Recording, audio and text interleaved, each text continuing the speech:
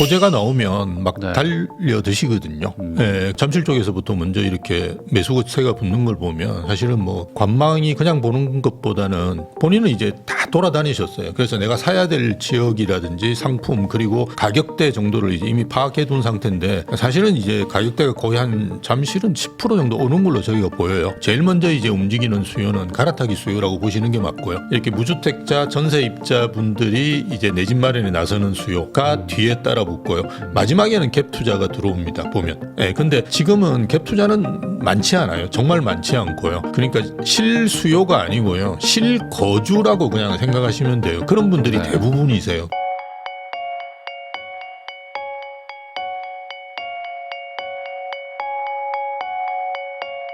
안녕하세요. 부익남TV의 부익남입니다. 오늘은 심영석 교수님을 모시고 이 탄핵 전국으로 이제 뭐 혼란한 시장부터 지금 이제 연초에 또 부동산 시장 또 어떻게 움직이고 있는지 집값 전망 한번 이야기 나눠보도록 하겠습니다. 교수님 안녕하세요. 예, 안녕하십니까. 네, 또 이게 저번에 나오신 그 사이에 예. 또 많은 일들이 있었잖아요. 예, 그렇죠. 그리고 또 이제 예. 연초다 보니까 또 예. 부동산 시장 조금 좀 나아지나 뭐 이러고 예. 있었는데 예. 또 생각보다 좀 약간 조금 지금은 좀 예. 지지부진한 것 같기도 예, 해가지고 맞습니다. 예. 또 이제 가장 또 현장 소식 잘 알고 계시니까 예. 또 모셔봤습니다. 그 요즘에 이제 뭐 집 누가 사냐 뭐 이런 얘기들 정말 많거든요. 예, 댓글 예. 보면 거의 뭐 90% 넘게 뭐 맞습니다. 요즘은 뭐 집 산다고 하면 뭐 아주 그냥 막 예. 난리가 납니다. 예. 왜 그러냐고 막 하는데 지금 시장 분위기가 좀 어떻게 보세요 지금? 지금은 뭐 대부분 관망세가 많으신 것 같고요. 일단은 예, 오셔가지고 상담을 하시지만 집을 살려고 하는 그런 의사는 구체적이나 강력한 것 같지는 않고요. 이제 탄핵 전국되면서부터 네. 좀 심해진 것 같아요. 원래 이제 대출 규제가 되면서 이제 그런 상황이 벌어졌는데요.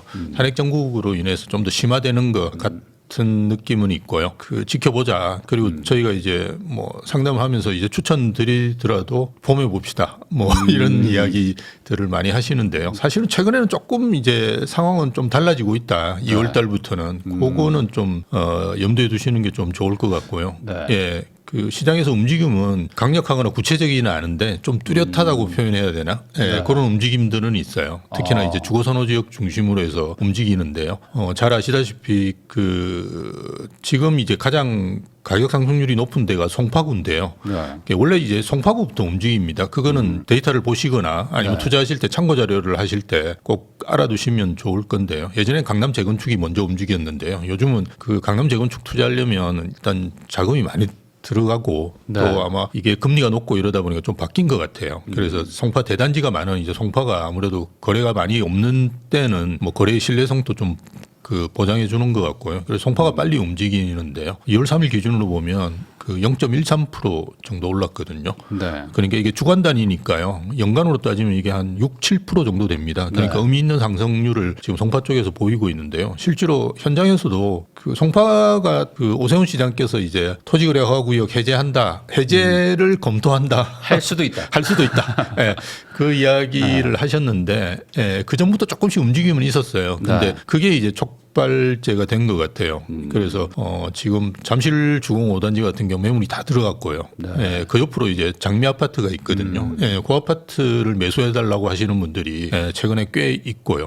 예, 그런데 대부분 이제 뭐 갑자기 사시려고 하니까 이게 그 일정이 안 맞거든요. 그 임차인 계시고 이러는데 아시다시피 그 장미 아파트도 토지거래 허가구역입니다. 그러니까 현재 사는 거는 이제 들어가셔야 되죠. 그러다 보니까 이게 안 맞아요. 예, 그래서 일정이 안 맞으셔가지고 지금 안 되고 있고 뭐 이런 것 때문에 아직까지 거래는 일어나건 같지는 않은데요. 그래도 일단 찾으시는 분들은 상당히 늘었고 그 살려고 하는 의사가 굉장히 강하다.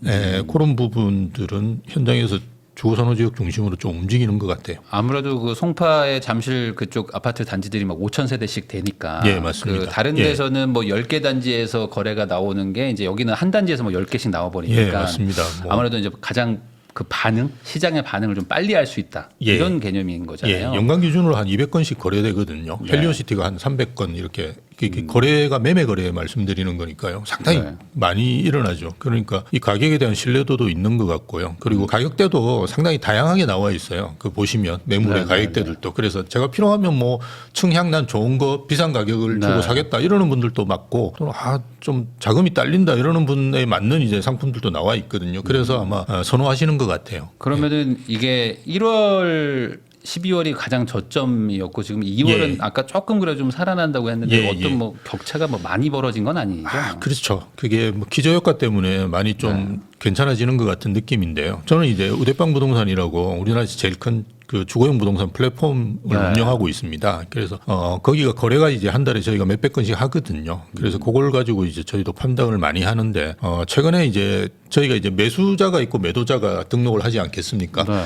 그럼 대략 한 1,000건 정도씩 등록을 하세요. 그런데 이제 경기가 안 좋아지면 매수자가 한 500건으로 떨어지고요. 매도는 꾸준히 나옵니다. 그냥 1,000건대로 계속 나오고 매수자가 이제 500건대로 줄어드는데 월요일 날 제가 그걸 통계를 봤는데 네. 한 300건의 매도자가 이제 등록하셨고요. 네. 한 250건 정도 매수자가 등록하셨으니까요. 좀 비슷하게 이제 가는 추세로 가는 게 좀 보이고요. 그럼 저희 이제 매출도 거의 60%까지 떨어졌는데요. 한 80% 선 정도로 좀 올라왔어요. 그래서 뭐 그런 점들 고려해 본다 그러면 조금 1월 말이나 2월쯤에 바닥을 치는 것이 아닌가 뭐 그렇게 조심스럽게 저희는 판단하고 있습니다. 예. 아무래도 뭐 이런 거는 이제 뭐 국가 통계 자료라기보다는 예, 그냥 말 그대로 아니면- 현장에서 나오는 데이터니까. 예, 뭐 여러분들이 보시는 통계 자료 중에 이제 거래량 같은 거 많이 보시잖아요. 근데 네. 사실은 우리가 저는 이제 대학에도 오래 있었는데요. 거래량이라는 거는 후행 지표입니다. 왜냐하면 우리가 집을 살 때 내가 사야 되겠다고 바로 나가서 살 수는 없거든요. 네.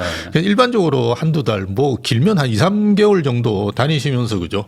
매물도 보시고 임장도 하시고 그다음 또 임장한다고 끝나는 게 아니고 가격 조정도 하시고 그다음 요즘은 이제 매수할 집에 세입자가 있는 경우는 그 일정 조정을 굉장히 잘 하셔야 되거든요. 그래서 네. 그런 거 다 하다 보면 사실은 그 우리가 1월 달 신고된 거는 거의 뭐 11월 달이나 12월 달에 그죠. 이미 그 본인이 마음을 먹고 그냥 거의 계약 직전까지 갔던 거라고 보시는 게 맞거든요. 그래서 오히려 이제 그렇지 않은 지표들을 좀 보셔야 되는데 심리 지표라든지 뭐 동향 지표 이런 걸 보시면 좋긴 한데 그게 또 전체를 나타내다 보니까 좀 한계는 네. 있는 거는 같아요. 그러면은 아까 말씀하셨던 게 이제 뭐 탄핵 전국 뭐 이런 거기 때문에 예. 좀 봄 되면 봅시다 뭐 이런 얘기를 하신다고 예, 했는데 맞습니다. 예. 그러면 봄이 되면 뭐가 바뀔 것 같아서 그때 가서 살까 말까를 고민하신다는 거예요. 그러니까 지금 어떤 그 뭐 정권이 뭐 이런 뭐 변화 이런 것들을 제일 걱정하시는 건가요? 매수자 입장에서는? 그냥 일단 우리가 경제 활동을 하는 데서 제일 어려운 점이 이제 불확실성이잖아요. 리스크는 그러니까 불확실성하고 리스크는 이제 우리가 학문적으로 다르다고 이제 이야기를 하거든요. 리스크는 이제 컨트롤이 가능한 거고 네.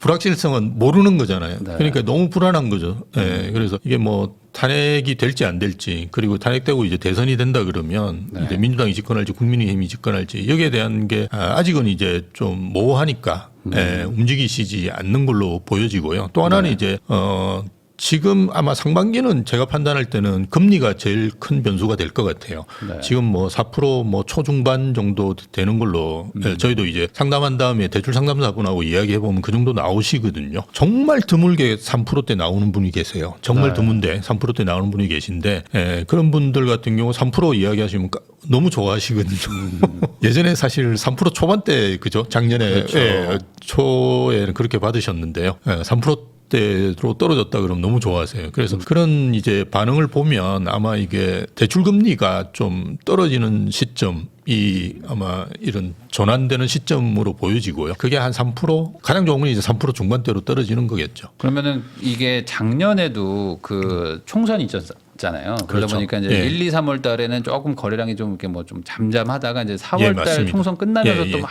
올라가기 예, 시작했는데 맞습니다. 거래량이 예. 그런 것처럼 이제 불확실성 그러니까 결국에 뭐 어떻게 결론이 나든 결론이 나야 예. 우선 이거 골치 아픈 건 우선 정리하고 나머지만 판단한다 그렇죠. 이런 예. 개념이라면 지금 약간 매수세가 좀 대기 상태라고 봐야 되는 건가요? 그러니까 살지 말지를 고민하는 건 아니고 살 건데 대기하고 있는 건가? 아니면 그것도 아니야라는 건가요? 그러니까 관망이 두 가지겠죠. 네. 예, 그냥 뭐 관망하는 게 있을 거고요.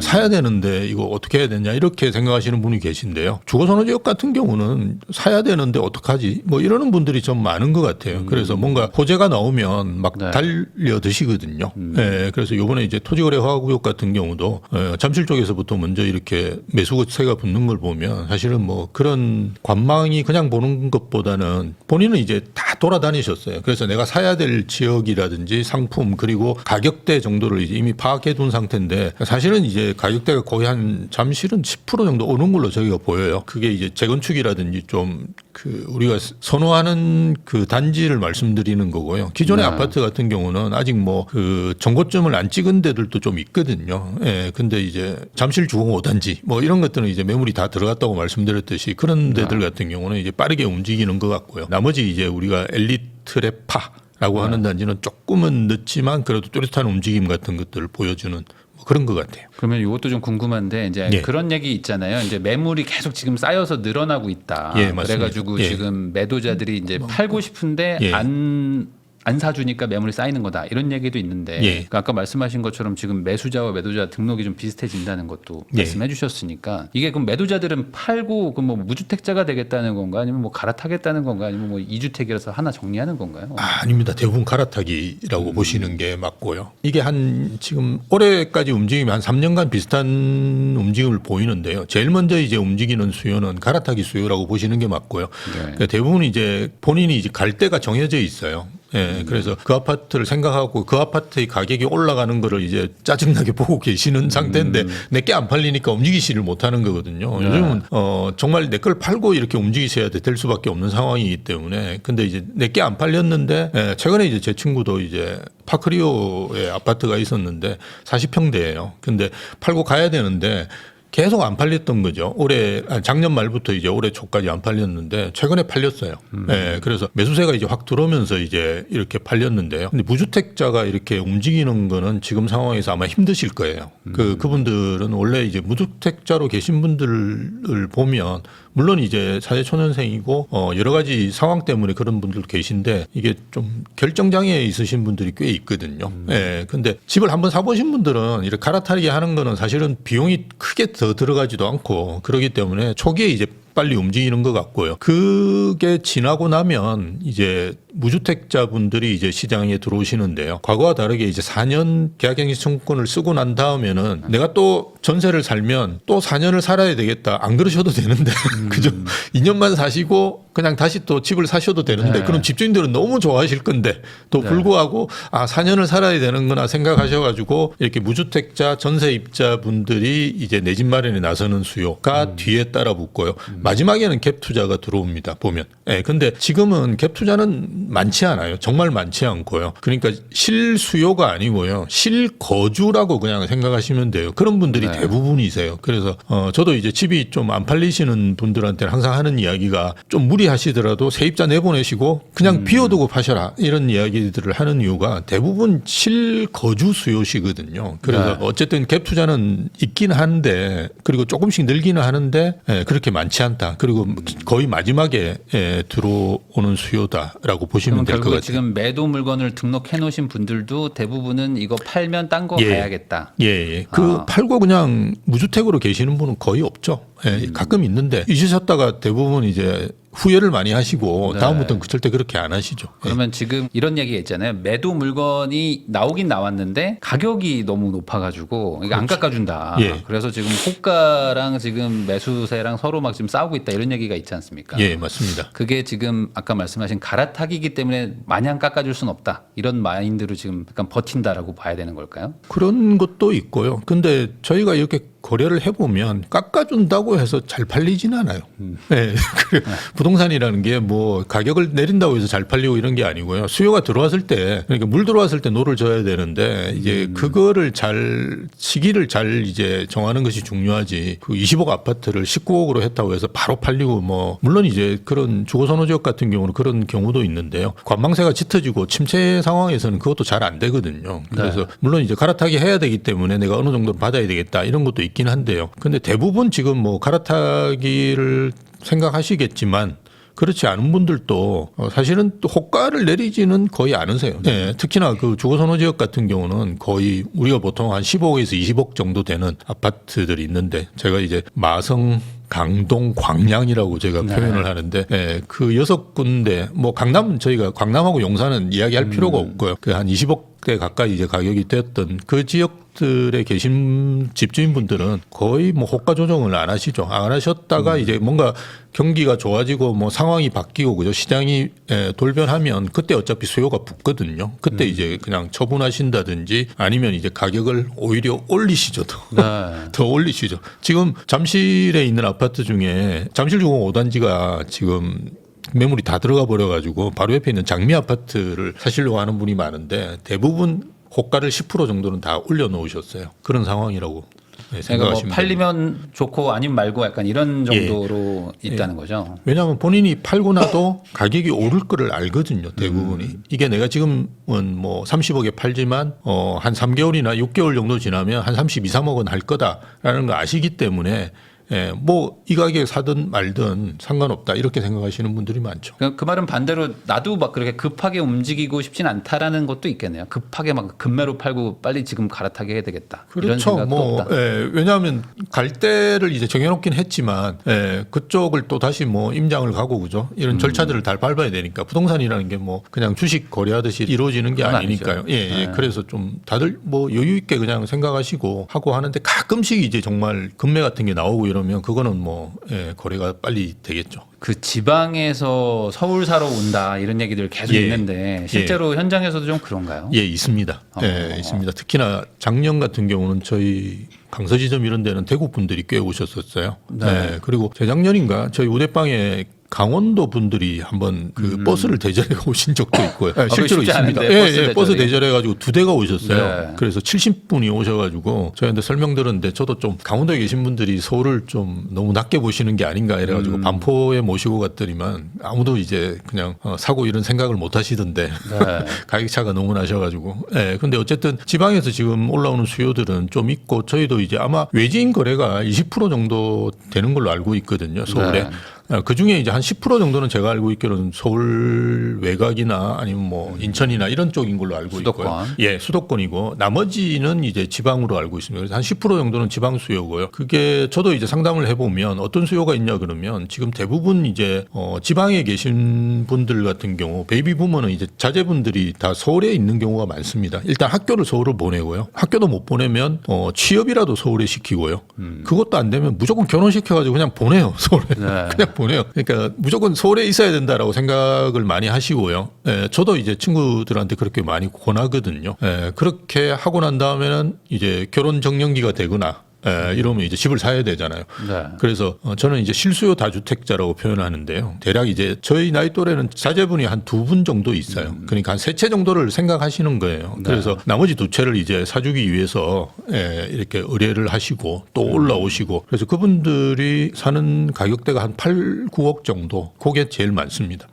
그렇게 이제 요구하시고 사시죠. 그러면 그분들은 뭐 지방을 뭐 더 좋은 걸 사겠다든지 뭐 지방에서 갈아탄다든지 뭐 이런 개념보다는 그냥 무조건 우선 서울로 좀 보내야겠다. 이게 좀 더 강하신 건가요? 예, 그거는 자식은 그렇게 하겠다라는 게 생각이 명확한 것 같고요. 본인은 제가 볼 때 대부분 그냥 지방에서 왔다 갔다 하시는 것 같고요. 근데 저는 이제 친구한테 권하는 게 저도 이제 오해하실 수 있는데 저도 그 부산입니다. 고향이. 그래서 지방이 잘 되는 걸 저도 생각하는데요. 근데 친구가 이제 뭐 한 15년, 20년 된 아파트에 살고 있으면서 난 좀 새 아파트 가고 싶다 이렇게 해서 좀 찾아달라라고 이야기를 하면 물론 저희가 이제 그 부산 지점이 없기 때문에 저도 이제 아름아름해서 이제 찾을 수밖에 없는데요.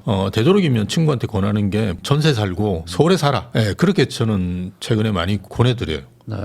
그런데 현실적으로 제가 아무리 봐도 지방에도 정말 좋은 아파트가 있을 건데요. 그거는 높죠, 가격이 높습니다. 그래서 우리가 금방 이제 15억, 20억 정도 되는 아파트가 이제 인기 있고 잘 오르고 이렇게 이야기했는데요. 지방이라고 해서 그럼 10억이냐? 그건 저는 아니라고 보거든요. 지방도 마찬가지로 한 15억 내외 되는 아파트가 인기 있다고 본다 그러면 지방 입장에서 볼 때는 상당히 높은 아파트입니다. 그래서 나이 들어서 이제 그런 쪽으로 가서 현금이 줄어든다는 것은 별로 좋은 게 아니거든요. 그래서 아예 그냥 갭으로 서울에 그죠?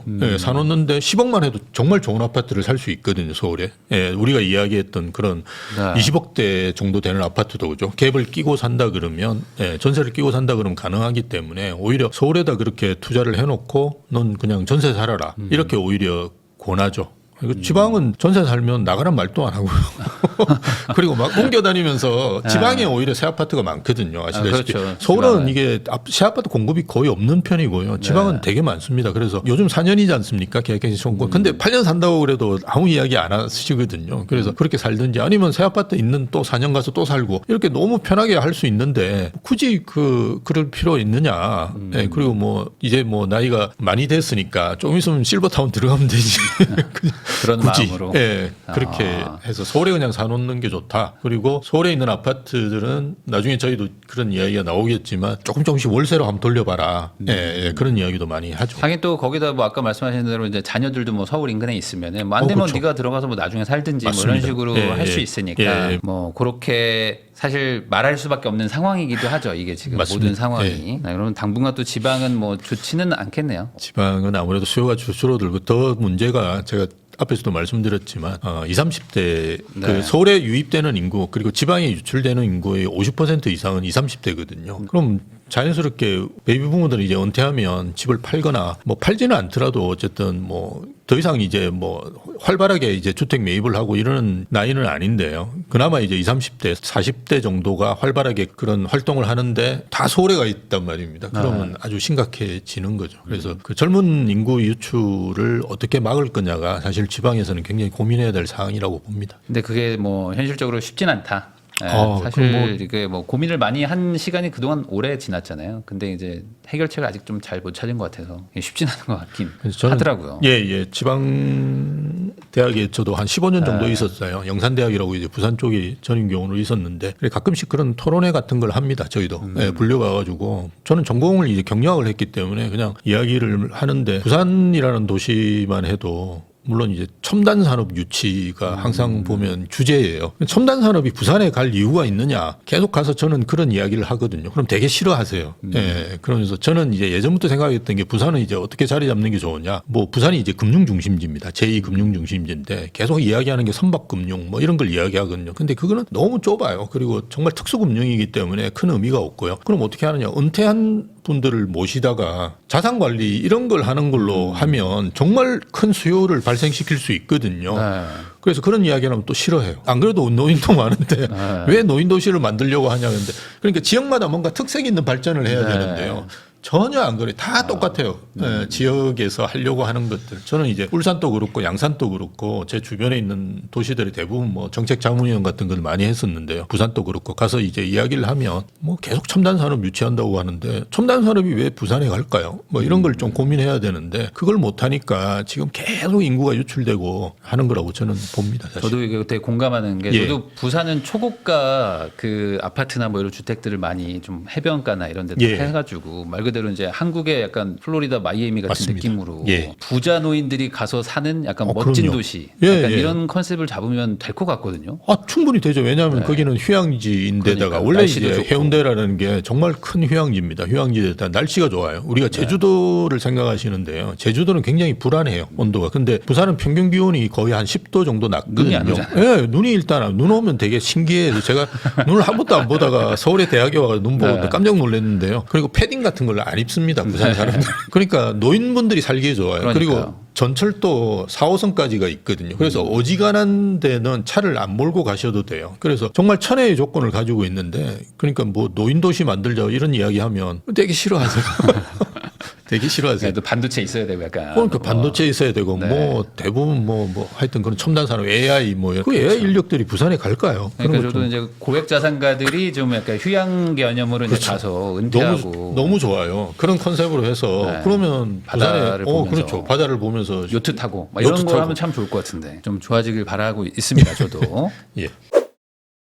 이제 심영석 교수님하고 이야기 나누고 있는데요. 그러면 이번엔 좀 그 정책 관련된 얘기 좀 한번 여쭤보겠습니다. 예. 결국에 지금 아까 말씀하신 어떤 불확실성이나 이런 것들이 해소가 되더라도 그 다음에 또 이제 걱정되는 거는 어떤 정책의 변화나 뭐 이런 것들도 있단 말이죠. 워낙 예. 지금 부동산이 이제 정책과도 또 많이 연계가 돼 있으니까 예. 특히 이제 뭐 세금이라든지 예. 반대로 뭐 규제가 더 늘어날 수도 있고 아니면 뭐 규제를 풀어가지고 갑자기 뭐 지방이 뭐 활성화될 수도 있고 이런 것들도 또 하나의 또 불확실성 아니겠습니까? 이 앞으로 뭐 뭐 정책 방향이나 이런 것들 뭐 지금은 예측하기는 어렵지만 뭐 여야 뭐 다 놓고 봤을 때 뭐 어떤 걸 좀 주의를 해야 될까요? 지금 현재 정권이 교체되느냐 안 되느냐 이게 이제 가장 관심 사항이실 거고요. 지금 현재 네. 정부 입장에서 할 수 있는 게 거의 없지 않습니까, 그죠? 그러니까 공무원들은 지금 뭐 뭘 못 하고 있죠. 그냥 예, 가만히 있어야죠. 뭐 공무원들 지금은. 아닙니다. 열심히 공부하고 있습니다. 제가 알고 있기로는 민주당 그 그렇죠. 정책을 준비를 열심히 하고 공부하고 있겠죠. 있습니다. 준비하고 있겠죠. 위에서 지금. 막 그 나눠주면서 열심히 하라고 한답니다. 예, 제가 듣기로는. 예, 근데 어쨌든 뭐 그런 거 아니고는 열심히 안 하고 있을 거니까 이게 정권 교체 가능성이 있기 때문에 그걸 가지고 좀 고민을 하시는 것이 좋지 않을까 저는 그렇게 생각하고요. 그래서 상담하러 오시는데 한 2, 3년 동안 사실은 다주택자분들이 1주택자로 많이 바뀌셨어요. 팔고 정리하고 그런 분들이 되게 많거든요. 네. 그래서 지금 뭐 다주택자분들이 매입하고 이러는 수요는 아까 말씀드렸듯이 거의 없다라고 이제 말씀을 드렸는데요. 근데 또 어떤 분들 같은 경우는 이 집이 하나만 있으니까 몇 채 있다가 이거 허전한 거예요. 그래서 또 하나 산다고 오시는 분들이 작년에도 있었습니다. 예. 근데 제가 이제 정권이 바뀌면 어떻게 될 건지를 좀 생각하시라 이런 이야기들을 많이 드리거든요. 일단 세금이 상당히 많이 올라갑니다. 그게 이제 여러분이 가지고 계시는 데 따르는 보유세 그리고 종합부동산세가 많이 올라가는데요.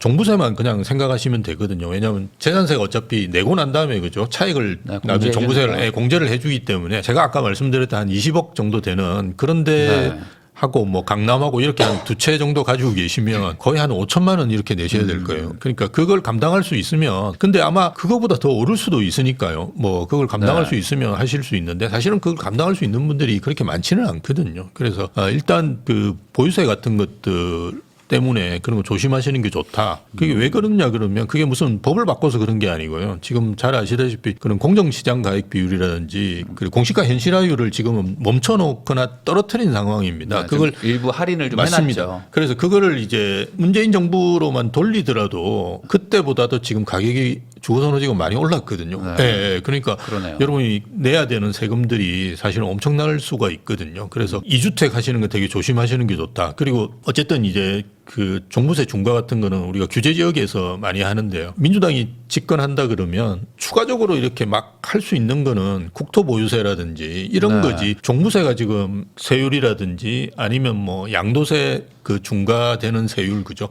이런 게 양도세 중과세율 82.5%인가 그런데 그거보다 더 높인다는 게 사실은 뭐 별로 현실적이지 않잖아요. 그러니까 그 이상을 하기는 무리가 따른데 규제 지역을 늘리는 거는 굉장히 간단하거든요. 이거는 그냥 해버리면 되고 그리고 사람들 생각할 때 좀 마포가 왜 저렇게 오르냐라는 데는 불만을 가진 분들이 또 있을 테니까요. 그건 뭐 정권 차원에서도 상당히 뭐 긍정적인 뭐 효과를 낼 수 있다고 판단할 수 있겠죠. 그래서 그런 데들 규제적으로 지정을 해버릴 수가 있거든요. 그래서 저는 아까 말씀드렸던 저렇게 6개 구 그러니까 이런 한 20억 가까이 돼 있는 데들은 2개를 매입하시는 건 되게 조심하셔야 된다. 뭐 그렇게 되면 규제 지역에다가 중과 뭐 이런 것까지 다 들어가고 이렇게 되기 때문에 되게 조심하셔야 된다라는 말씀을 드리는 거죠. 그래서 아마 빠르게 쓸 수 있는 게 아마 규제 지역을 늘리는 거라고 봅니다. 그거는 지금 굉장히 지금 축소되어 있는 상황인데 다른 법을 건드리지 않고 그죠 빨리 해서 뭔가 효과를 낼 수 있는 거는 그거라고 보거든요. 그래서 아마 그걸 하지 않을까. 네, 저도 이제 뭐 이게 제일 빨리 할 수 있는 게 말씀하신 딱 그 종부세 환원하고 그다음에 그렇죠. 규제 지역 조정 대상 지역을 이제 대규모로 만약에 또 이제 풀기 시작하면은 이게 소급 적용처럼 돼 버리는 거라서 맞습니다. 종부세가 갑자기 뭐 한 원래 내시던 거에 뭐 몇 배씩 올라갈 수도 있는 거라 지금 고가 다주택자는 좀 조심할 필요가 분명히 맞습니다. 있는 거죠. 예. 근데 이제 요거는 이제 민주당이 만약에 뭐 예를 들어 정권이 뭐 바뀐다고 하면 그런 거고 만약에 뭐 탄핵이 안 될 수도 있고 뭐 탄핵이 됐는데도 다시 여당이 잡을 수도 있잖아요. 맞습니다. 이렇게 되더라도 사실 정책 방향이 바뀌기는 어렵지 않습니까? 뭐 일단 국회를 민주당이 장악하고 있기 때문에 사실은 뭐 식물 정부 비슷하게 저는 운영이 되지 않을까 그렇게 싶어요. 우리가 계속 보아왔으니까요. 그런데 이제 지금 사실은 우리가 윤석열 정부에 대해서 기대했던 게 상당히 많이 있지 않습니까? 저도 이제 부동산 투자도 하고 부동산 부문에 종사도 하고 있는 사람인데요. 공약 사항에 보면 뭐가 있냐 그러면 거래를 활성화해서 가격을 안정화하겠다. 이게 사실은 공약 사항에 들어있는데요. 거래가 좀 되자마자 그냥 대출 규제를 해서 거래를 막아버렸어요. 그래서 저는 야 이건 믿을 놈 참 없네라는 생각을 했거든요. 그래서 아마 정권이 안 바뀌고 그냥 국민의힘에서 다시 그죠 대선을 뭐 이거 탄핵이 되고 뭐 다시 복귀하든 아니면 그 탄핵이 되더라도 대선을 해서 국민의힘에서 집권을 한다고 하더라도 저는 작년에 했던 거와 아주 비슷하게 할 것 같다는 생각은 해요. 그래서 올해 뭐 한 5, 6 7월 뭐 조금 땡겨질 겁니다. 왜냐하면 7월 달에 이제 DSR 스트레스 DSR 3단계가 이제 시행이 되죠. 그러면 6월 달에 대출 받으려고 하는 수요가 제일 몰릴 거예요, 당연히. 그럼 당연히 6월 달에 가격이 많이 오르고 뭐 이러면 또 대출 규제 나오겠죠. 마찬가지로. 그래서 정권이 안 바뀌더라도 저는 부동산 관련 정책을 작년에 했듯이 비슷하게 하지 않을까. 그래서 너무 이렇게 많이 오르면 다시 또 규제를 한다든지 이런 건 계속 쓰지 않을까. 뭐 그렇다고 해서 규제적을 늘린다든지 그죠. 양도세 중과 배제를 다시 유예한 거를 다시 걷어들인다든지 이런 건 하지 않겠지만 어쨌든 그 대출 규제를 통해서 가격은 계속 조정을 할 거라고 저는 봅니다. 그러다 보니까 결국에 이게 뭐 돌고 돌아서 다시 똘똘한 한 채로 가는 것 같아요. 이래나 맞습니다. 저래나 똘똘한 한 채로 가자. 이게 제일 속편하다. 그러다 보니까 지금 또 이제 아까 말씀하신 좀 금액이 좀 비싼 곳들 그런 데들은 지금 계속 거래가 좀 되고 또 신고가도 막 나오고 하는 것 같은데 맞습니다. 이게 바뀔 방향은 잘 보이지 않는다라고 봐야 될까요? 당분간 최소한 1, 2년 정도 안에는 뭐 크게 막 바뀔 만한 어떤 여지는 없을까요? 없죠. 그러니까 뭐 양극화와도 같은 말인데요. 똘똘한 한 채. 이게 뭐 규제가 계속되는 한 뭐 똘똘한 한 채로 갈 수밖에 없는 상황이고요. 그리고 뭐 주거선호 지역을 원하는 수요들이 사실은 전국적이거든요. 그러니까 그런 수요들로 인한 뭐 상황들 이런 걸 다 고려해 본다 그러면 당분간은 똘똘한 한 채로 갈 수밖에 없겠죠. 제일 제가 봐도 문제가 지금 지방에 돈이 있는 분들이 서울로 오게 하고 있는 이 정책이 이거라도 조금 좀 늦추던지 아니면 지방에도 좀 기회를 줘야 좀 덜 할 텐데 그냥 모든 결론은 다 서울에 비싼 아파트를 하나 사라고 모두 이게 다 정책이 만들어져 있다 보니까 이게 그냥 돈이 계속 쏠리고 이러면 뭐 대출 규제를 하더라도 뭐 그냥 가는 거잖아요. 어쩔 수 없이. 대출 규제를 하면 서울은 사실 큰 영향이 없어요. 이번에는 그 아시다시피 구별로 좀 떨어진 데도 있긴 했는데요. 근데 서울 전체적으로는 지금 하락을 한 번도 안 했어요. 2024년도에. 그리고 지금은 뭐 상승폭을 키우고 있는 상황이고요. 그러니까 서울은 영향이 없는데 서울 외곽이나 지방은 지금 물어보는 사람이 없거든요. 그러니까 뭐 어디가 더 피해가 있는지는 명확한데 그걸 이제 그냥 사실은 작년에 그 수도권의 아파트 매매 가격 상승률이 1.84%인가 아마 그럴 거예요. 제가 데이터를 계속 보고 있는데요. 이건 아파트입니다. 근데 우리가 대부분 주택들을 하고 다 이렇게 하면 작년에 0. 몇 %대예요. 빌라 다 그러니까 포함하면 빌라 뭐 단독 이런 걸 다 서울은 이제 아파트가 43.5%밖에 안 됩니다. 그래서 되게 적은 도시예요. 그래서 오히려 이제 연립 이런 거는 작년에 뭐 많이 떨어졌잖아요. 그러니까 그게 거의 안 올랐어요. 그리고 우리가 OECD라든지 IMF 이런 통계를 보면 한국 그 주택 가격 상승률이 굉장히 낮습니다. 다른 나라에 비하면. 왜냐하면 우리는 다 아파트만 보지만 사실은 단독이라든지 연립 까지 다 쳐서 이렇게 계산을 해보면 굉장히 낮거든요. 그런 상황에서 이제 규제를 하면 지방은 안 그래도 떨어지고 있는데 이게 더 큰 피해를 이제 볼 수밖에 없는 거거든요. 그래서 저는 그 대출 규제가 굉장히 좀 서툴렀고 너무 일찍 나왔다. 저는 그런 생각을 해요. 아니면 하려면 정말 서울만 하든지 아예 정말 심하게 그렇게 했어야 되는데 이 지방까지 다 그냥 죽여버리는 상황. 사실은 우리가 탄핵 정국이 있을 걸 아무도 몰랐잖아요. 근데 탄핵 정국이 나니까 더 심해지는 거거든요. 그래서 이게 시장 논리에 안 맞는 이런 정책들은 훨씬 더 침체를 이렇게 더 많이 되게 만들고 가격이 오를 땐 더 많이 뛰게 만들거든요. 안 올랐다고 해서 좋아할 게 아니고요. 언젠간 오릅니다. 집값은 언젠간 오르는데 그 오름폭 자체를 더 키울 수가 있기 때문에 이런 규제들은 굉장히 조심해야 되는데 사실은 저는 스트레스 DSR도 뭐 그렇게 긍정적으로 보진 않지만 그래도 이런 대책들은 괜찮은 대책이라고 저는 보거든요. 왜냐하면 일단 로드맵이 정해져 있고 그죠.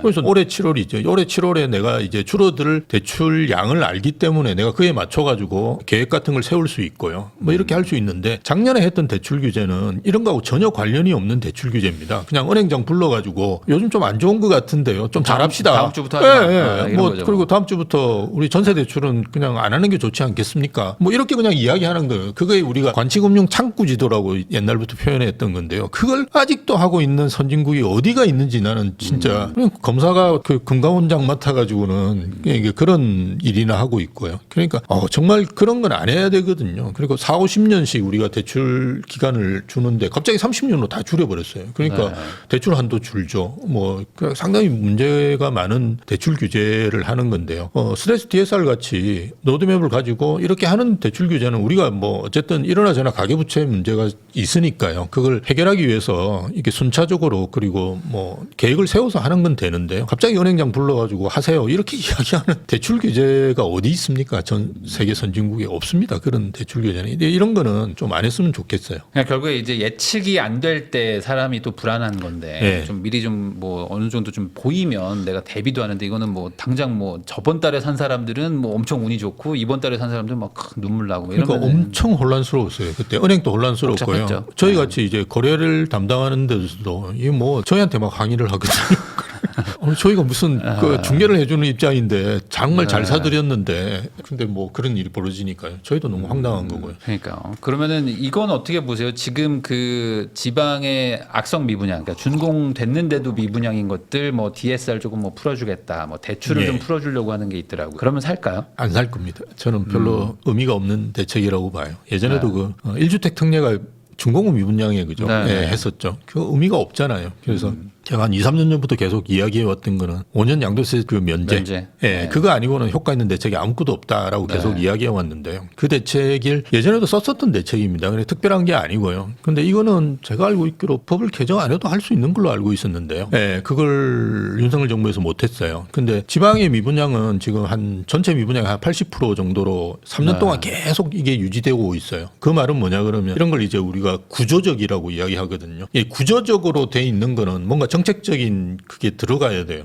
근데 지금과 같이 그냥 소위 얘기해서 곁다리 비슷한 그런 정책으로는 아무 효과가 없을 거예요. 그래서 5년 양도세 면제 아니고는 이걸 해결할 수 있는 방법은 없을 거예요. 왜냐하면 다주택자가 사줘야 되거든요. 지방의 집은. 그 자체 수요로서 해결이 안 되기 때문에 서울에서 내려가야 되는데 서울의 무주택자가 내려가서 지방의 집을 사겠습니까?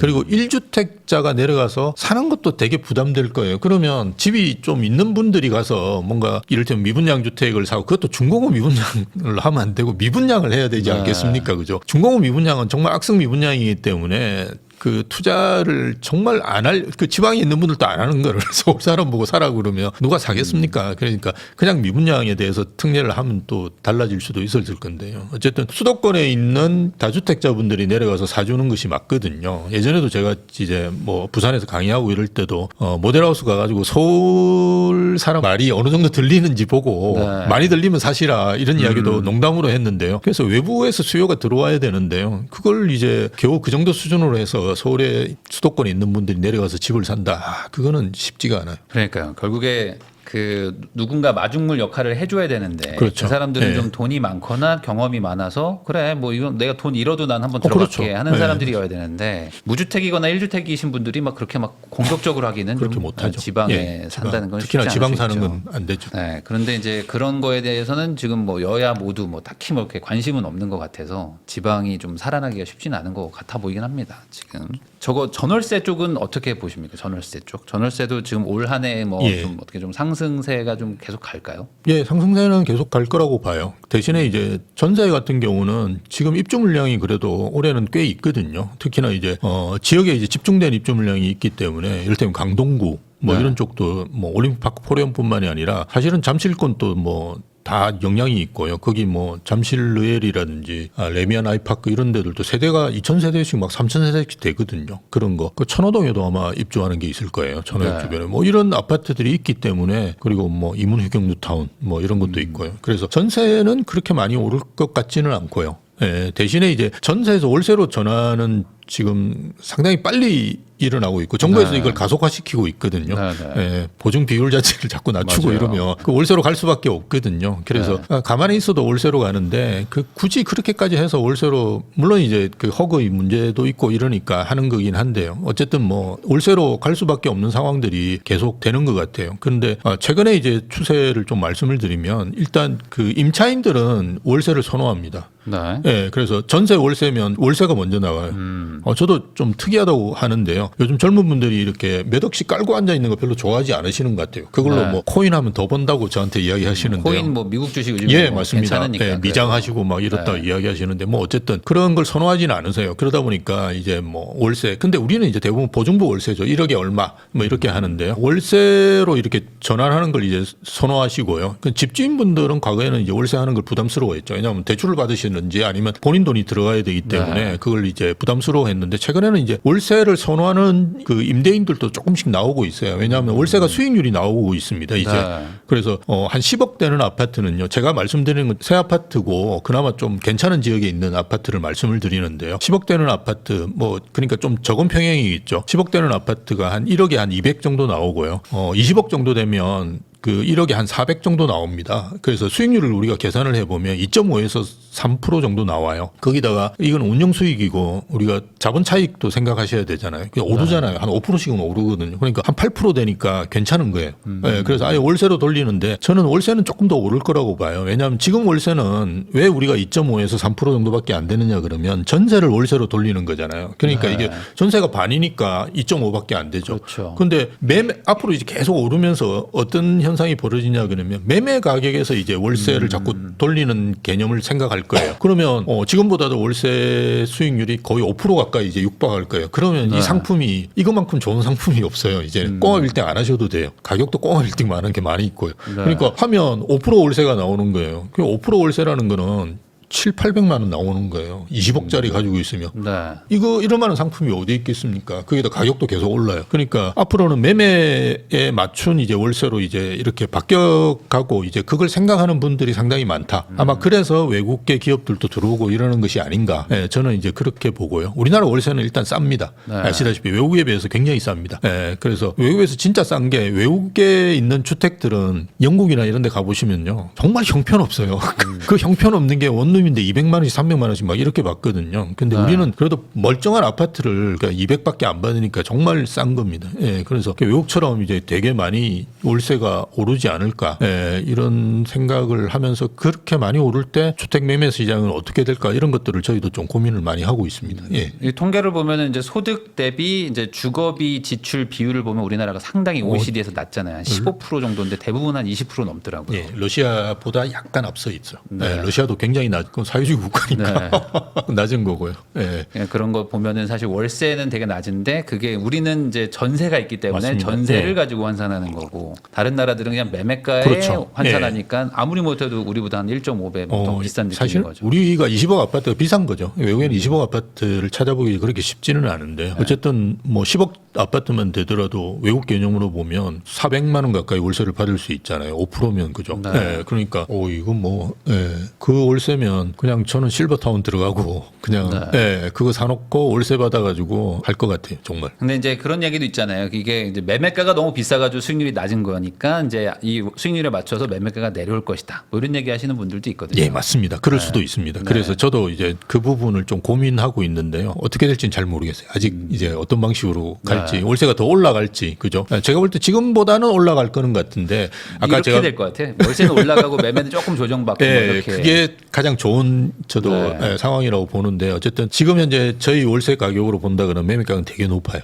그게 이제 어떤 변화를 일으킬지는 좀 고민해 보고 해야 될 상황인 것 같아요. 네. 그러면은 당분간 계속 현 상황이 이어질 것이다. 어떤 정책의 아니면 정치의 어떤 뭐 방향과 뭐 크게 상관없이 결국에는 계속 똘똘한 한 채로 갈 수밖에 없는데 그러면 이제 문제가 그 돈이 있는 분들은 뭐 산다고 치는데 돈이 없는 분들은 이제 사기가 참 어렵잖아요. 근데 그런 분들 중에는 또 부모님한테 막 증여받고 이래가지고 사는 분들도 있지 않습니까? 아까 말씀해 주신 것처럼 지금 거래하는 분들 중에 좀 젊은 분들도 좀 있지 않나요? 예, 많습니다. 지금 왜냐하면 그 요번에 또 책도 쓰셨는데 이제 상속 증여 뭐 이런 거 해서 부동산 세대 교체 온다고 하셨잖아요. 예, 맞습니다. 실제로 세대 교체가 자기 능력이라기보다는 부모님의 도움으로도 많이 막 이렇게 거래를 좀 하더라고요. 예, 부모은행이라고 보통 표현을 하죠. 그래서 저희가 이제 요즘은 이제 그 자금 조달 계획서를 써야 되니까요. 이렇게 받아 보면 빈자리가 항상 있어요. 이거는 뭐예요? 이렇게 물어보면 그냥 이제 얼버무린다든지 그래서 잘 적으세요. 저희는 그냥 그렇게 이야기하는데 그 대부분 증여거든요.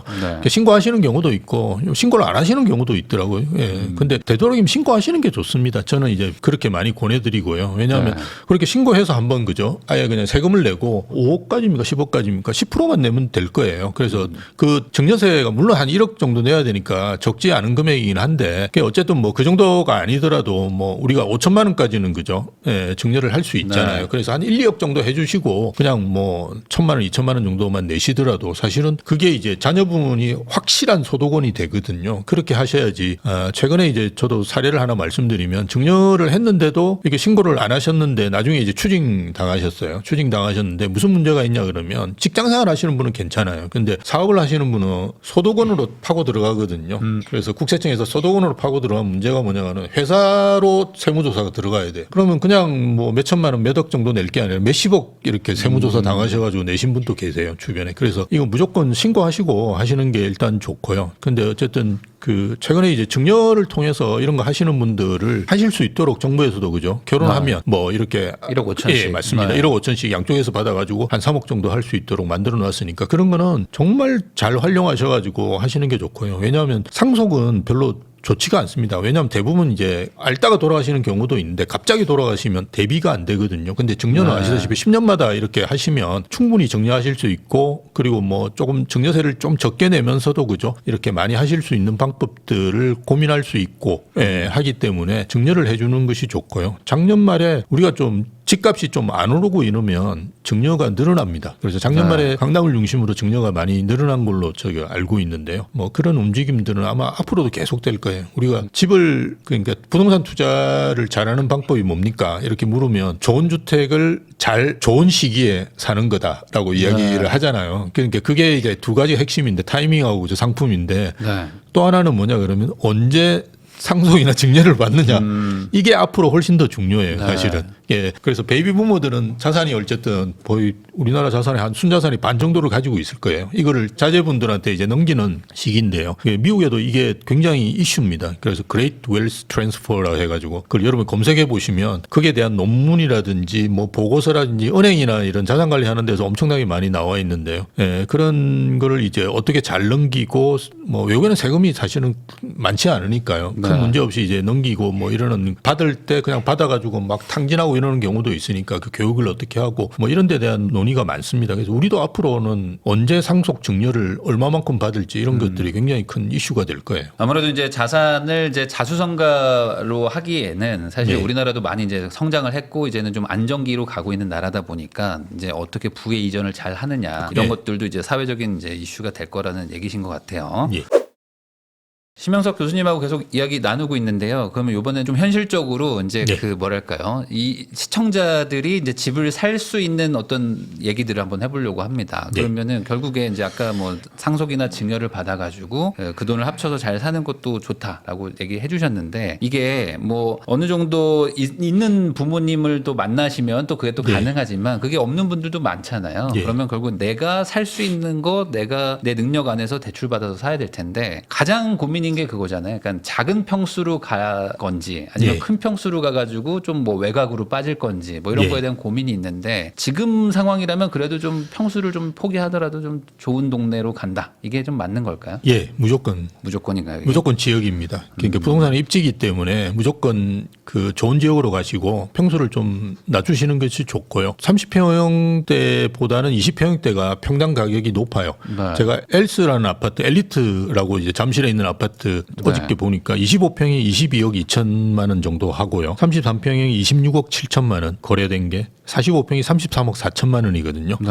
이렇게 가만히 보시면 이야기를 들어보시면 20평대는 그죠 거의 평당 1억까지 가 있어요. 예, 네. 그래서 높습니다. 대신에 이제 오를 때는 30평형이 많이 올라요. 많이 오르고 떨어질 때도 많이 떨어집니다. 예, 근데 20평형은 굉장히 두터워요. 이게 두터운 이유가 일단 많이 안 지었어요. 20평형대. 예, 제가 알고 있기로 리센츠나 엘리트 이런 데 보면 20평형대가 10% 20% 정도밖에 안 돼요. 많이 없어요. 예, 많이 없어요. 대부분 30평형대입니다. 30평형대 몇 천 세대가 있어요. 예, 그러니까 어디를 가도 비슷합니다. 예전에는 우리가 2000년 초에 지은 아파트들은 보시면 20평대가 없어요. 30평, 40평, 50평, 60평 이렇게 지었어요. 그러니까 20평대가 일단 귀합니다. 최근에 있는 아파트들은 좀 이제 짓고 있는데요. 예전에 거의 안 지어놨기 때문에 20평대가 굉장히 희소성이 있다라고 생각하시는 게 좋고요. 그리고 저는 이제 그 괜찮으시다 그러면 조그만 것도 괜찮으십니다. 그러니까 이게 방 하나 방 두 개 있는 거 최근에 이제 메이플자이 이제 좀 있으면 입주할 건데요. 네, 반포에 그 아파트가 4구제곱미터가 방 3개를 만들었어요. 네. 화장실 2개. 그래서 우리가 5구제곱미터도 처음에 저희가 방 3개 화장실 2개 만들 때 깜짝 놀랐었는데요. 4구를 이제 그렇게 만들었더라고요.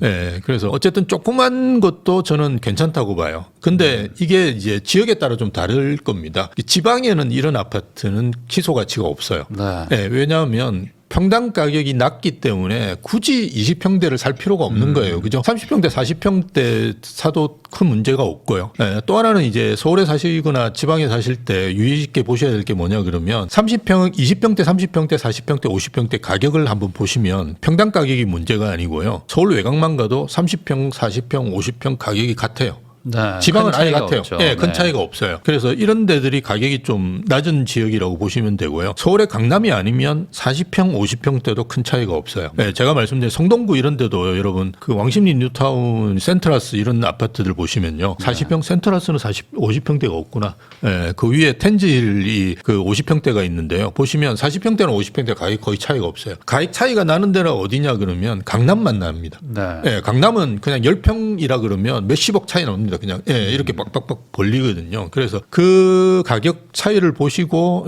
그 지역이 이제 선호 지역이냐 아니냐 이렇게 판단하셔도 되는데요. 그래서 드리려고 하는 말씀은 어쨌든 금전적으로 이제 적다라고 생각하신다 그러면 네. 적은 평형도 저는 괜찮다라고 생각합니다. 그래서 오히려 이제 지역을 고수하시고 좀 적은 평형 20평대 그리고 뭐 괜찮다 그러면 4구제곱미터 이런 것도 정 안 되면 그거 하시는 것도 저는 괜찮은 것 같아요. 가격대가 그렇게 나쁘지는 않습니다. 움직이는 게. 예. 그렇게. 그러면은 결국에 지금 앞으로는 어쩔 수 없이 뭐 이제 예. 뭐 1, 2인 가구도 많아지고 뭐 이제 아이가 없는 집들도 많기 때문에 예. 좀 가능하면 뭐 20평대 급으로 가는 게 낫다.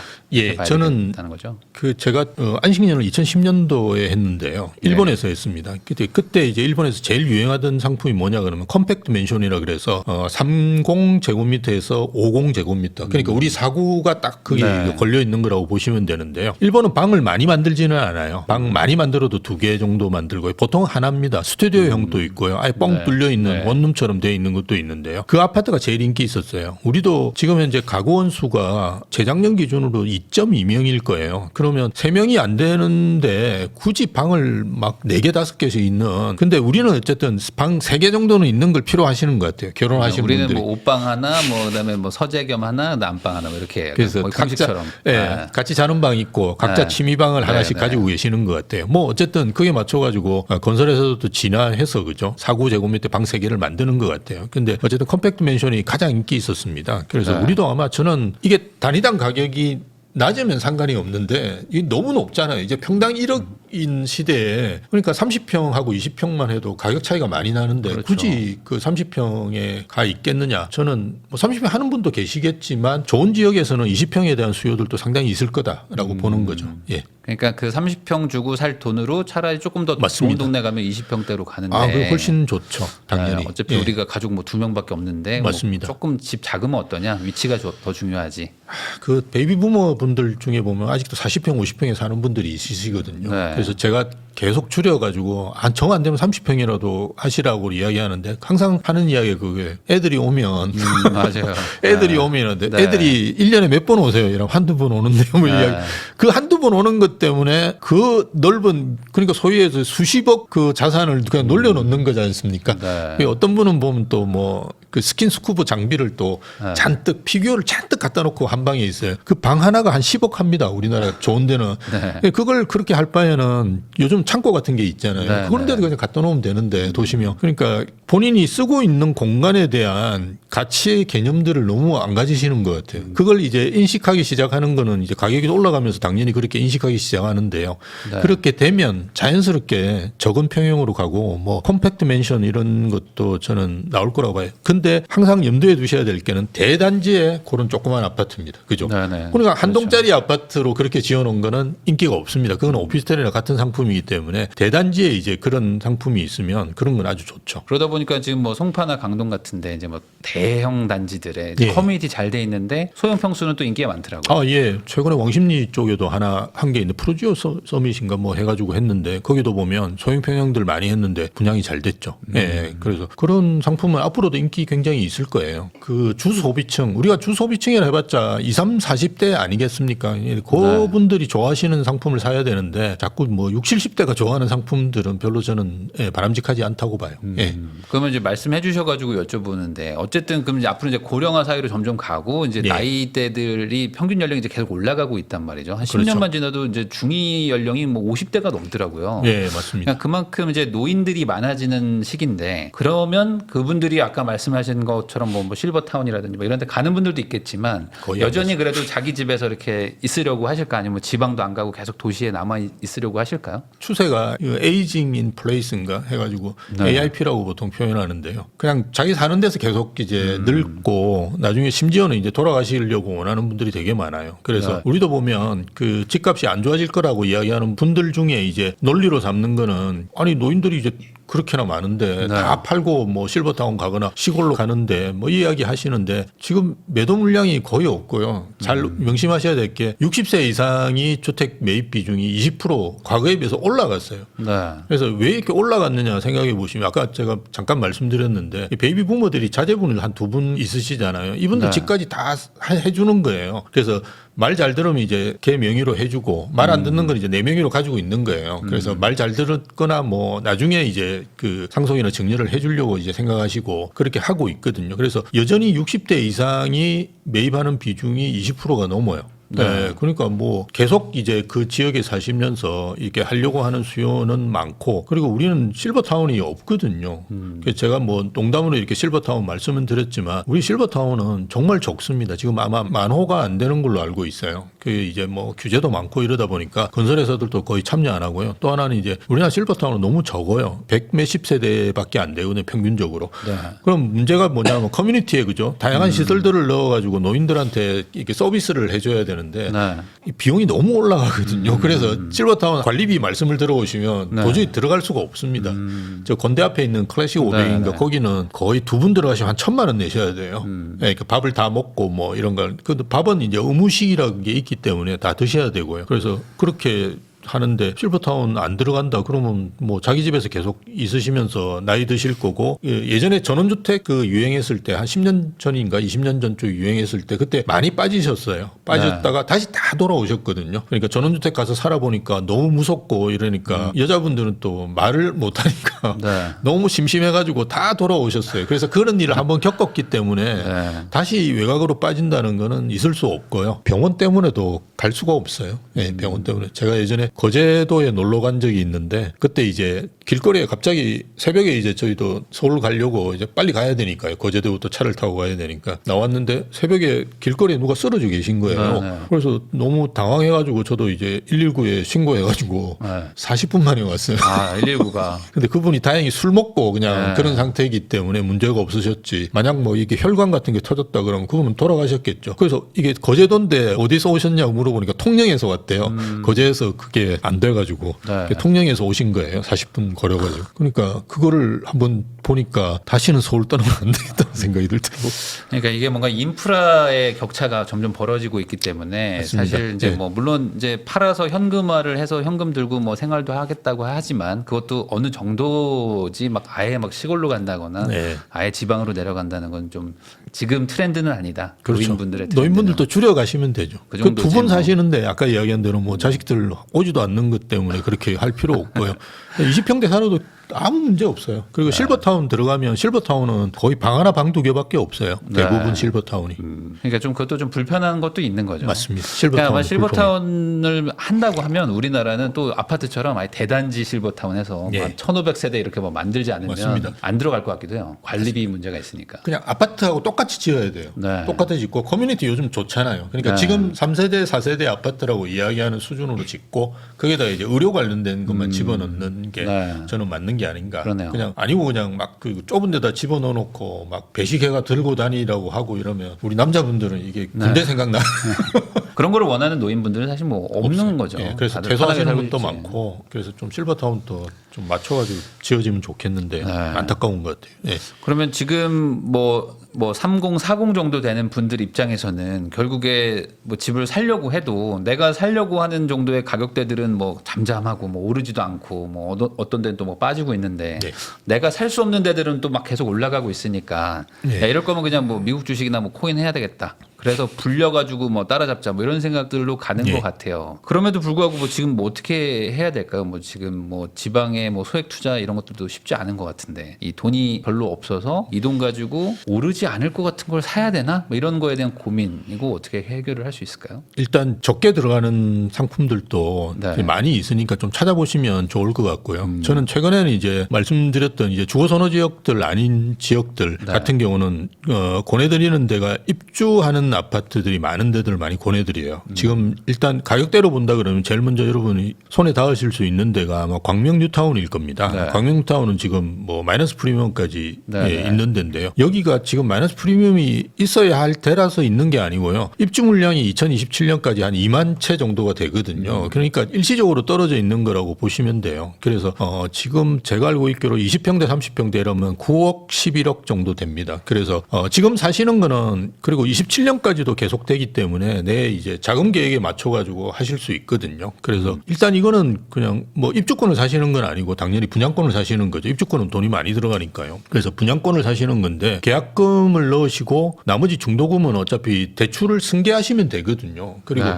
중도금 대출은 DSR에 안 들어갑니다. 그래서 네. 뭐 저 자금이 좀 부족하시거나 사회초년생분들이 하시기에 되게 좋고요. 그 다음에 이제 입주할 때까지 뭐 자금 계획을 좀 세워 보시든지 아니면 정 안 되면 전세 놓으시면 되거든요. 네. 예, 예. 거기는 무슨 규제가 전혀 없습니다. 그래서 그냥 전세 놓으시면 되고 물론 이제 전세 놓는다고 하더라도 나머지 부분은 뭐 이렇게 하셔야 되겠죠. 그런 거는 이제 뭐 좀 뭐 대출이나 준비는 아니면 해야죠, 예, 그거는. 그런 거 준비를 차근차근 해 나갈 수 있도록 기간 또한 2027년까지 돼 있으니까요. 그런 것 좀 해보시는 것도 좋고요. 그 다음에는 이제 이문 휴경 뉴타운이죠. 네. 예, 여기는 이제 동대문구에 있죠. 그래서 동대문구는 그래도 시내에서 되게 가깝습니다. 그죠? 예, 네. 그래서 좋은 지역이고요. 지금 한 10,000세대 올해 입주하는데 올해 이제 다 끝납니다. 그래서 지금 아마 레미안 라그랜드에 입주하고 있을 네, 네. 거예요. 그래서 요 아파트들은 한 10억, 12억, 13억 뭐 이 정도 합니다. 그러니까 5구가 한 10억대 정도고요. 그 다음에 뭐 12억, 13억, 30평대가 하고 있고 그 밑에 보면 아이파크 자인가 하는 것도 입주하고 있고요. 그럼 이제 자이 디센시안가 뭐 제 밑에 또 입주하거든요. 이렇게 순차적으로 입주하기 때문에 계속 이제 눌려가지고 가격대를 제대로 형성을 못할 거예요. 근데 지금 또 제가 이제 그 우리 동대문구에도 지점이 있는데요. 그래서 중개사분하고 이렇게 이야기를 해보면 여기 전세 가격이 많이 안 빠져요. 깜짝 놀랐어요. 한 6억대 정도를 형성하고 있는데요. 6억 초반대를. 그러니까 그 주변에 이제 구축들이 한 5억대 정도인데요. 전세가 유지가 되고 있어요. 그래서 올림픽 파크 포레온도 지금 전세가 어느 정도는 유지가 되고 있잖아요. 그래서 야 이거 입주가 이렇게 되는데 어떻게 유지를 하고 있지 그런 생각을 이렇게 해보면 정말 이제 이거 입주장이 끝나고 나면 공급은 없는 모양이구나라는 네. 생각들을 하게 돼요. 그래서 그런 아파트들도 괜찮고요. 그 다음에 이제 천호역에 보면 천호동이 그 이미지가 안 좋긴 한데요. 그건 예전 이미지라고 그냥 생각하시면 됩니다. 예전에 마포의 아현동도 저는 네. 이제 신촌에서 학교를 다녔는데 아현동도 그렇게 좋은 이미지는 아닙니다. 그게 뭐 예전에 웨딩거리 뭐 이렇게 이상한 술집들 많았었어요. 네, 네, 예, 그래서 저희 천호동 같은 경우도 이미지는 안 좋은데요. 예전에 뭐 집장촌도 있고요. 근데 최근에 이제 가보시면 그 뭐 집장촌은 다 나갔고요. 고급 주상복합들이 막 들어와 있어요. 그래서 네. 앞으로 계속 들어오죠. 예, 맞습니다. 계속 들어옵니다. 거기는 뭐 천호 뉴타운이라고 그래서 계속 하고 있으니까요. 예, 거기 이제 중흥 아파트가 입주를 했고요. 예, 작년에. 그리고 올해 아마 더샵하고 이 편한 세상에 입주를 할 거예요. 이게 다 치면 한 3,000세대 정도 됩니다. 그래서 여기도 괜찮아요. 예, 대신에 이제 가격대는 또 조금 높습니다. 여기는 12억, 14억. 예, 네. 그 정도 순이거든요. 근데 뭐 본인 가격대에 맞는 걸 선택하시면 되고 여기는 이제 다 분양권이기 때문에 계약금을 넣으시고 본인이 이제 자금 계획에 맞춰가지고 선택하실 수 있는 여지들이 꽤 있는 데니까요. 지금은 무조건 입주하는 아파트를 하시는 게 좋고요. 왜냐하면 입주장이 오래되면 사실은 대부분이 거의 끝납니다. 이제. 예, 그러고 나면 남는 게 아까 말씀드렸던 광명하고 이제 방배동이 남거든요. 그 광배동도 2027년까지 갑니다. 근데 방배동은 뭐 사실은 가격대가 높으니까 예, 그래서 하실 수 있는 아파트들이 꽤 있기 때문에 그리고 지금은 새 아파트 아파트 사시는 게 일단 좋습니다. 그래서 뭐 얼죽신 이야기도 많이 들어보셨을 거니까요. 지금 입주하는 새 아파트는 그 가격도 낮고요. 왜냐하면 한 3년이나 4년 전에 그죠 분양한 아파트잖아요. 그때는 분양가가 별로 높지는 않았거든요. 지금 분양하는 아파트는 여러분 뭐 월계동에 있는 아파트 같은 경우 14억이 그렇죠. 넘어가지고 네. 거기 굉장히 끝쪽입니다. 가보시면 아시겠지만 노원구 저 끝쪽인데도 그게 14억, 15억에 이렇게 분양을 했는데도 어쨌든 완판이 됐잖아요. 근데 지금 제가 입주하는 아파트는 거기보다는 훨씬 더 도심에 가까운 지역들인데도 불구하고 가격대들이 그거보다 오히려 싼 데들이니까요. 이건 분명히 가치 측면에서 보면 높습니다. 그래서 그러는 아파트 고르시면 저는 좋지 않을까 싶습니다. 예. 그러면 구축으로 가는 거는 너무 아직까지는 좀 성급한 생각일까요? 저는 뭐 입지가 좋다 그러면 구축도 괜찮은데 우리가 신축 구축 이렇게 물어보시는 분이 꼭 보면 물어보세요. 신축 구축. 근데 네. 입지를 먼저 하시고 그죠. 네. 그 다음에 이제 신축 뭐 이 조금 더 좋으실 거고 구축은 한 2, 30년 되는 거는 좀 문제가 있을 거고요. 예, 왜냐하면 이게 호재가 없잖아요. 근데 구축 중에 좋은 아파트는 신축이 될 수 있는 아파트. 그죠? 신축이 빨리 되거나 아니면 확실하게 되는 아파트는 좋죠. 그래서 재건축 아파트 같은 경우도 뭐 사업 시행 인가 이후의 단지들 같은 경우 뭐 나쁘지 않고요. 근데 조합 설립했다 이러면 이게 지금은 이게 갈지 안 갈지도 사실은 굉장히 의문이거든요. 그래서 그런 점도 고려해 보신다 그러면 사업 시행 인가 이후의 단지들이 좋고요. 그리고 강남은 뭐 얼마 전에 어떤 분이 올림픽 패밀리타운 뭐 언제 재건축되냐고 뭐 그럼 네. 자기 팔아야 되겠다고 그래서 무조건 가지고 계시라고 거기가 어떻게 재건축이 안 될 거라고 생각하냐고 평균 대지 지분이 거기도 한 20평 넘거든요. 그래서 왜 안 가지고 계시냐고 그렇게 이야기했는데 그렇게 확실하게 될 수 있는 강남이라든지 이런 데들 재건축은 괜찮겠죠. 그래서 그렇게